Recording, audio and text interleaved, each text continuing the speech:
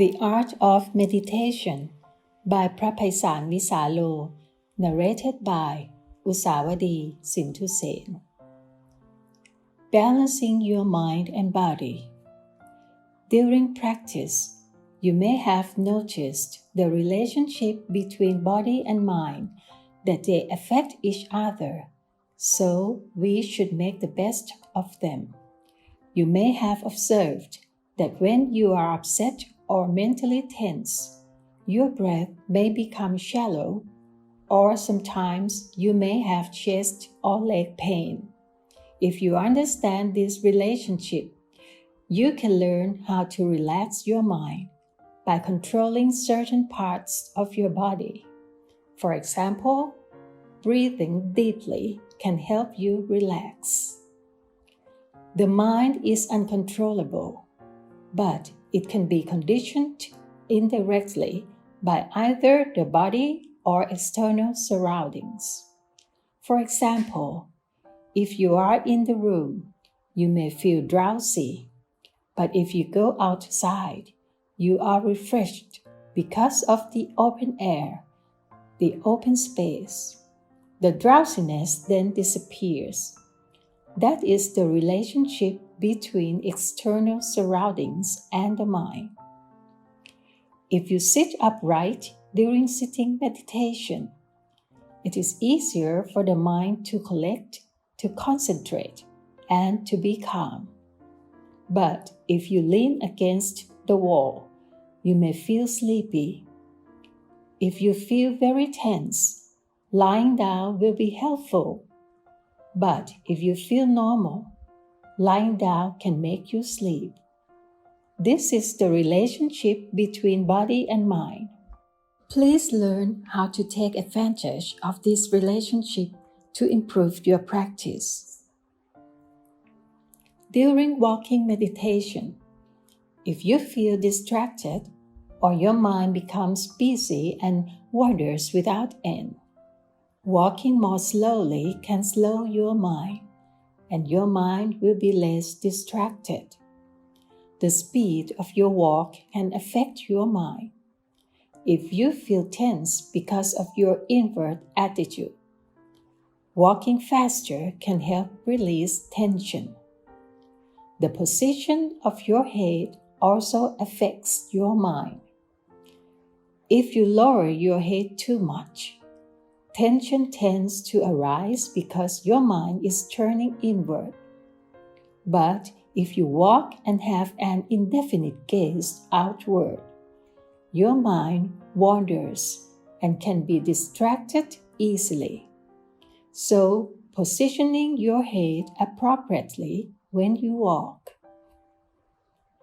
You have to find the speed that is appropriate for you, not too fast, not too slow. This is an art. Meditation becomes an art because you have to find the balance on your own. If you walk too slowly, your mind becomes tense because it looks inward and concentrates too much on the body and on the thinking process. So you have to speed up. There are two extremes. One extreme is the mind wanders a lot and be distracted easily.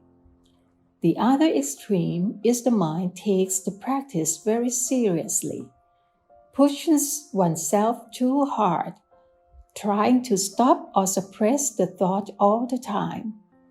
That is to say, one just follows the thoughts, the other wants to stop the thoughts. These are the two extremes. In our practice, we neither stop nor follow the thoughts. But how? This is what we call the point of balance. What is the point of balance? There is no one standard or formula for everybody. You have to find your own way. Luangpor Khamkhian, my meditation teacher, said to me, "Feel relaxed and just be aware." To be aware is to be on the middle ground between following your thoughts and suppressing them. I like to compare awareness to an egg. If you hold an egg tightly, it will break. But if you do not hold it, it will fall. So you need to hold the egg firmly, but not too tightly.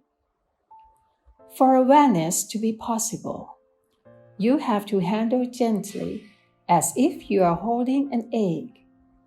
If you force your mind to concentrate, to stop thinking, to achieve something better or whatever, you are going to crush the egg.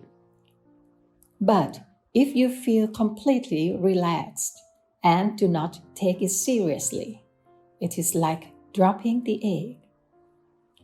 So in this method of practice, just hold your mind gently. It is how to do this that is a problem. No one can tell you. You have to know how to gauge and how to adapt your mind. It is like riding a bicycle. You have to hold your body in balance. If you are stiff, holding the handles of the bicycle very tightly, your whole body becomes tense and you will fall. So, bicycle riding is the art of keeping your body as well as your mind in balance. The same goes for meditating. You have to hold your mind in balance, neither be too relaxed nor too tense. How to reach this point is the art of the meditator, and this is the problem. When I first practiced, I found it difficult to reach this point because normally we tend to be at one of the extremes, either forcing ourselves or just letting things loose. For the practitioner to arrive at this point, one needs to have experience with oneself and learn by oneself. If you arrive this way and know what the middle ground is between the two extremes, you'll find it easy to practice without tension. You'll be able to work the whole day without problems. At the same time, you'll be able to effectively handle undesirable thoughts. Previously, when we had distracted thoughts or a scattered mind, we responded to in one of the two ways, either following it or suppressing it. But if we know the middle way, we'll find that just acknowledging our mental condition, just noticing the thought that arises, it will disappear or fade away without having to make an attempt to suppress it. In order to reach this point, our attitude is very important. If we want to achieve calmness, to develop mindfulness, or to gain something, we tend to suppress our thoughts. We do not want to be distracted, so we try by all means to stop distractions, thus bringing ourselves lots of problems, mentally and physically. So, take it easy. Attitude is very important. To take it easy doesn't mean that you do not make any effort, but rather practicing the whole day and making lots of attempts. The point is, making such attempts without expecting anything in return. If you want something during your practice, that means your mind is in the future, not in the present. Mindfulness is the presence of mind. To live your life mindfully means you have to make your mind present in everything you do. When you are washing, your mind is there. When you are walking, your mind is there. When you are taking a bath, your mind is there. That is mindfulness, or the presence of mind. You may wonder how to practice mindfulness while asleep. It depends on how you cultivate mindfulness when you are awake. If you are mindful most of the day, it will take care of itself during your sleep. You'll learn that your dreams can be affected by mindfulness. Even consciousness plays a role in your dreams to a certain extent. They are not totally unconscious. They depend on the mindfulness that you have already developed.